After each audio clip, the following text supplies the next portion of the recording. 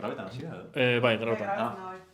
Bueno, ¿y dónde estamos? Pues Estamos en el Museo de Zumalacárregui, Museo Zumalacárregui, Casa de la Infancia de Tomás de Zumalacárregui. eso es, que estuvo por aquí, ¿no? El chavalín, Eso es, de los 3 a los 13 años. de los 3 a los 13 años. Sí. 11 hermanos, más 11 hermanos. 3 hermanastros. Sí, una casa llena de alegría. De Montre. Sí. ¿Vivían aquí todos? ¿Vivían aquí todos? Bueno, sí, sí. Vale. Bueno, entonces, ¿quién era este señor? Este señor era de los más importantes generales carlistas, Eso es. especialmente en este frente, ¿no? Y que cayó entonces en el asedio de Bilbao. Hecho en contra de su voluntad, si no me equivoco. Sí, efectivamente. Y desde donde fue trasladado hacia Cegama, pero que por una septicemia que le causó la herida, pues no se pudo rehabilitar Y la pregunta es, ¿de qué vamos a hablar hoy entonces? del señor este. Del señor, pero ¿de qué en concreto? Vamos a hablar de su figura a lo largo de la historia, ¿no? Pues mira, aquí en este museo me han hecho una cosa que me encanta a mí, que es este pequeño... ¿Qué podría ser? Bueno, esta contraposición, estamos Sí, hablando. esta contraposición. Joder. Que está aquí ¿no? Esto es una estatua que se hizo en el campo de concentración de Orduña. No, perdón, lo hizo un preso del campo de concentración para la plaza de los Fueros, la plaza principal de Orduña. Que pone ahí abajo el nombre, que es J. Esteve. Es Juan Esteve Suñé. Suñé. Por 150 pesetas. Por 150 pesetas en 1939. Y allí estuvo durante un tiempo, ¿no? Bueno, recordar también que estaba sobre un pedestal en conmemoración de los caídos por Dios y por España. Eso es, que ponía, lo voy a leer porque lo pone aquí atrás. Tomás de Zumalacárregui, invicto general de la tradición que dio su vida por Dios, la patria y el rey, y un montón de nombres de caídos, claro. Que era un monumento franquista, ¿no? Era un monumento... Hecho por un republicano, pero un monumento franquista. Eso es, asociando el carlismo de la guerra civil del 36 al carlismo decimonónico. Al movimiento tradicionalista, digamos, a lo largo de la historia. Eso, y poniendo esa continuidad. Este monumento tiene algo obvio, es que está bastante sucio. Ya. Algo le ha pasado, ¿no? Pues además me he fijado que tiene como varios estratos de suciedad. Tiene unos que son más evidentes y luego tiene unos sobre los que se ha pintado. Sí, intuimos, ¿no?, que ha sido restaurado, pintado de nuevo sobre capas de vandalización. Eso es. ¿Quién lo ha vandalizado? ¿Quién lo ha vandalizado? Claro. Bueno. Este monumento estuvo ahí en medio de Orduña hasta principios de los 2000. No sé si en 2001 o así ya lo quitaron y lo guardaron en un almacén. Y me encanta porque en 2011 aquí en el museo pues lo trajeron y aquí está exhibido. Y lo han puesto junto con otro póster que hay ahí atrás. ¿Qué es ese póster pues?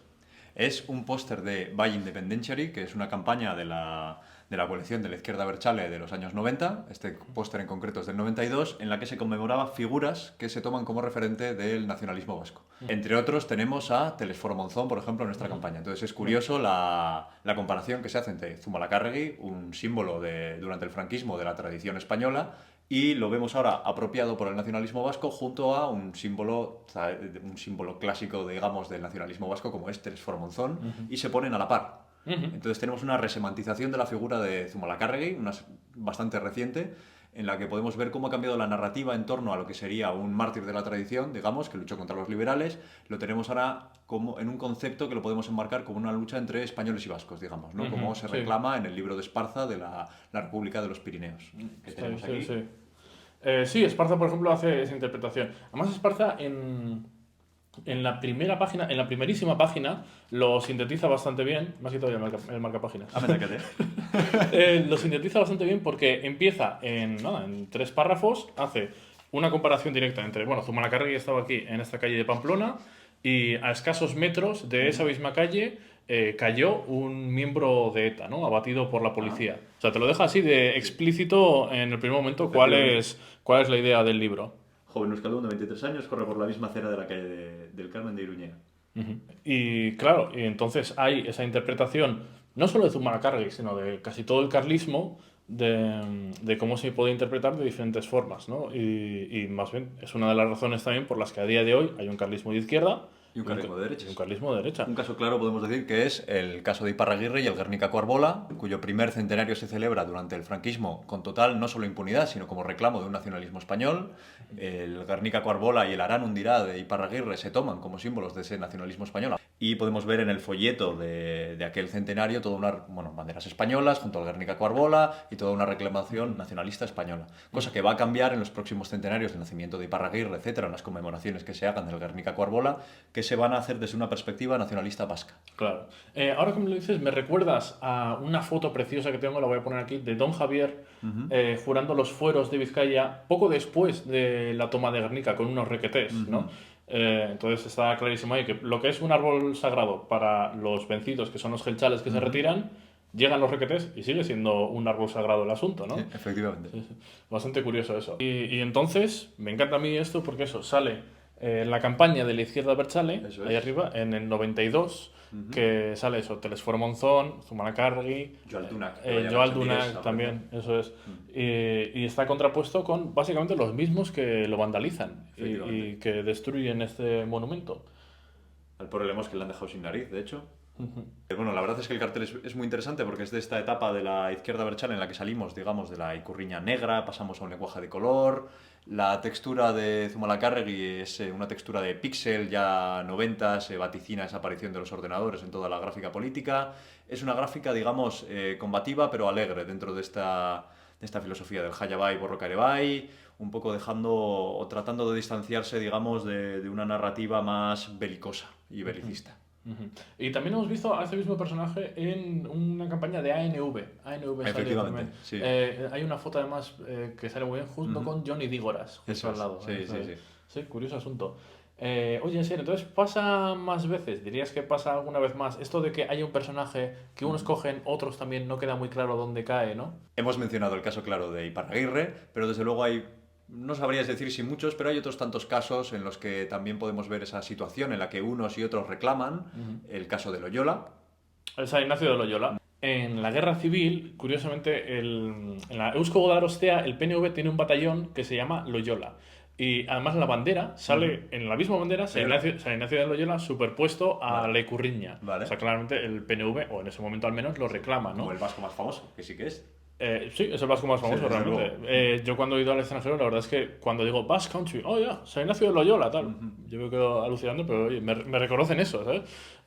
Y curiosamente lo que te digo es que en la guerra civil hay un tercio, también un tercio de Guipúzcoa, Requeté, que se llama San Ignacio, tercio San Ignacio. Que le tienen también pues como un símbolo de la tradición y de la cristiandad. Claro.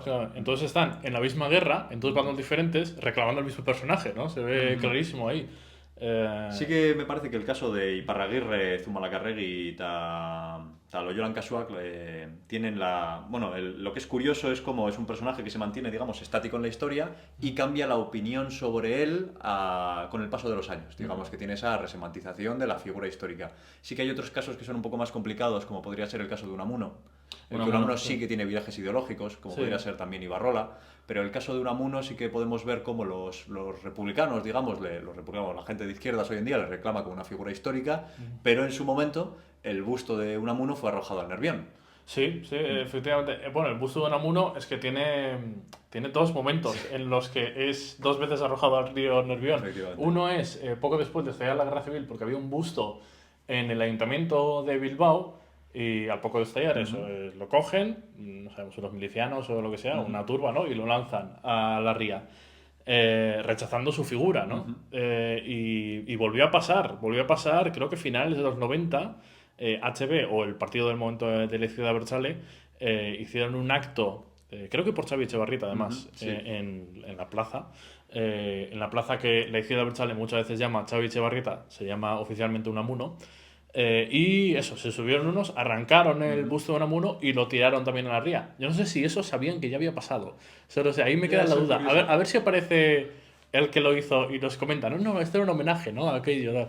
Déjenoslo en los comentarios. Sobre este caso, de hecho, mencionar cómo la plaza, actualmente llamada Plaza Unamuno, anteriormente Brigadas de Navarra, en democracia pasa a ser Plaza Unamuno, que es el lugar natal de los hermanos Etxebarrieta. Y hoy en día, desde la izquierda de Berchale, efectivamente, se le suele llamar Etxebarrieta Nayak Plaza, o se trata de eludiendo la figura de Unamuno. Irónicamente, cuando Xavi Etxebarrieta, poeta, era un gran admirador de Unamuno y uno de los que gestionó una de las publicaciones más extensas sobre la figura de Unamuno desde la Universidad de Sarrico.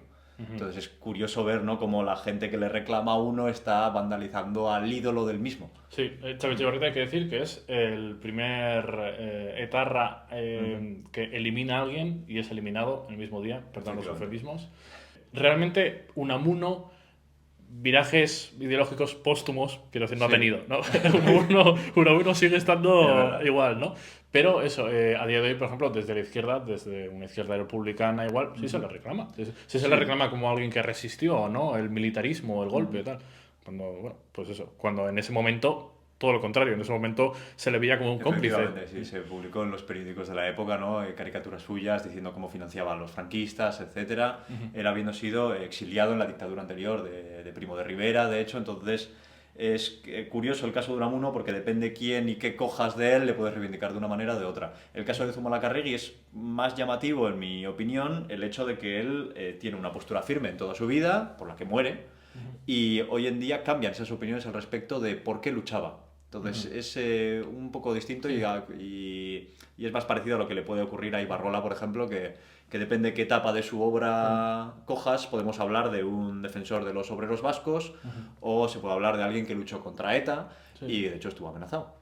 Ibarrola, para que le reconozcáis, el escultor que pintó el Bosque de Oma, que es su obra más famosa, ¿no? Que es también un miembro fundador de Basta Ya, de la asociación Basta Ya. Además, Zumalacárregui ya tuvo interpretaciones en su época, porque Agustín Sajo ya interpreta la lucha de Zumalacárregui, cuando él está ahí presente, como una lucha de vascos contra los españoles, ¿no? Como la liberación y los derechos de un pueblo, que es una interpretación, incluso en ese momento, ya muy cuestionable, ¿no? Y que mucha gente no termina de ver. Pero desde su perspectiva republicana, desde luego. Claro, desde la perspectiva de Agustín Sajo republicana, ¿no?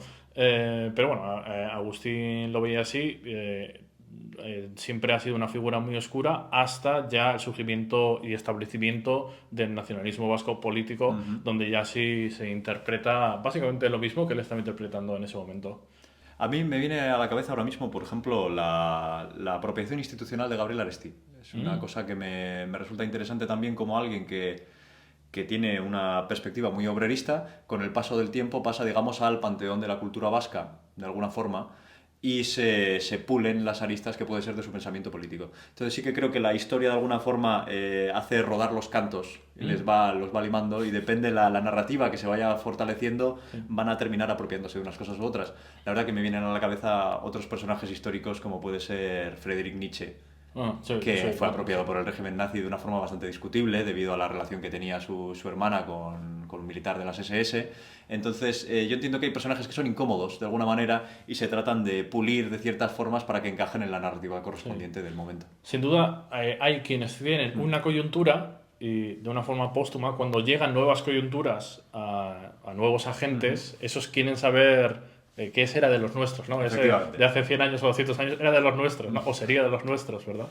Sí, también con la intención de construir una narrativa ya en perspectiva del futuro, vaya, apropiándose de ese pasado de alguna manera. Claro, sí. Pues sí, pues tremendo señor entonces, claro, lo que sucede es que hay una coyuntura que es el carlismo decimonónico contra el liberalismo, y claro, los diferentes motivos que había en ese momento, en esa coyuntura, para esas guerras, caen en diferentes lados a día de hoy. Quiero decir, lo que anticapitalista. Claro, puede haber una lectura pues, que puede ser sobre el derecho a la subsidiariedad, ¿no? O bueno, que sería el derecho a la foralidad, por ejemplo, o la autogestión, el anticapitalismo, la resistencia a las privatizaciones, que serían las desamortizaciones decimonónicas, ¿no? Todo eso cae indudablemente en el lado que es a día de hoy la izquierda, ¿no? Entonces, claramente hay gente de izquierda que lo va a reclamar por esos mismos motivos. Pero luego los requetés, si vamos a los años 30, los requetés y el régimen franquista, la lectura que hace es la religión, la defensa de la tradición, ¿no? La resistencia a la secularización del Estado, ¿verdad? Entonces vemos otros motivos muy diferentes que caen en otro lado, que es la derecha española. Curioso asunto ese, ¿eh? Sí, yo creo que es el tema de que no se haya terminado de cerrar la narrativa, que es como lo que podíamos hablar en otros casos, el que permite que haya esa doble lectura Sí. y con el tiempo yo supongo que terminará triunfando una sobre otra, como suele pasar Sí. con todo, pero en este momento todavía conviven y pelean la una por la otra por ver cuál es la que terminará imperando, porque al final la historia la escribe quien gana, eso desde luego, y con el tiempo se quedará la historia de quien gane. Igual pasa lo mismo con la guerra civil, ¿no? Porque en ese momento eso, hay una izquierda y una derecha que a día de hoy es prácticamente paralela, ¿no? Sabemos, digamos, quién apoya qué bando comparado con a día de hoy. Sí. Pero eso no es tan claro con las guerras carlistas, quiero decir. Pero igual pasa lo mismo con esta guerra civil del 36 algún día, ¿no? Algún día dirán, joder, pues no sabemos muy bien con quién iríamos si la coyuntura fuese la de hoy, ¿no? Puede ser, desde luego, los carlistas siguen estando dentro de ese contexto y sigue siendo el propio partido carlista, depende a quien preguntes, ¿no? ¿Fue un error o no fue un error el tomar parte en aquella guerra? Entonces todavía es un Sí. momento muy incómodo para el carlismo actual. Sí, de hecho, curiosamente yo con estos vídeos de los carlistas, varios jurros, ¿no? Sí. Varias personas de izquierda abertzale se me han acercado como con mucha curiosidad porque por fin se habla un poco del tema de los carlistas, saber qué tienen que pensar sobre el asunto, porque Ya. hasta ahora estaban muy indecisos, ¿no? Sí. Como ha surgido mucho interés a raíz de eso, de, hostia, bueno, es que al final muchos navarros especialmente, pero vascos también, Navarra fue un cuartel, desde Solo, luego. solo 2 generaciones atrás es muy probable que tengan familiares carlistas, si rebuscan un poco, lo más probable, más bien. Entonces sí, hay mucha gente que quiere conciliarse con eso, ¿no? Como, bueno, yo soy de la izquierda Berchale, pero mis abuelos son carlistas, ¿no? ¿Cómo tengo que interpretar lo que ellos estaban haciendo, ¿no? ¿Qué tengo Esparza que nos leer? dijo, ¿no? Hijo de buen carlista, buen nacionalista. Sí, De hecho, pues os recomendamos venir aquí a ver la verdad la exposición. Esto es es muy interesante esta contraposición que tenemos aquí de las dos figuras del propio Zumalacárregui. Y nada, y venid aquí. el Museo Zumalacárregui, que es, aunque lleva el nombre de Zumalacárregui, no es exclusivamente sobre él, claro, es sobre el siglo XIX vasco. Es un museo precioso además, con un montón de piezas que por supuesto tiene que mencionar y habla del carlismo también, porque al final el siglo XIX vasco es carlismo. Sí, Zumalacárregui es un vehículo para contar esta historia, Sí, digamos. efectivamente, pero bueno, hablan muchísimas más cosas y ahora mismo además tienen una exposición preciosa sobre Guipúzcoa en el siglo XIX. Muy bien. Adiós. Yo. Siguiente. Eso es Quintero. ¡Qué buena!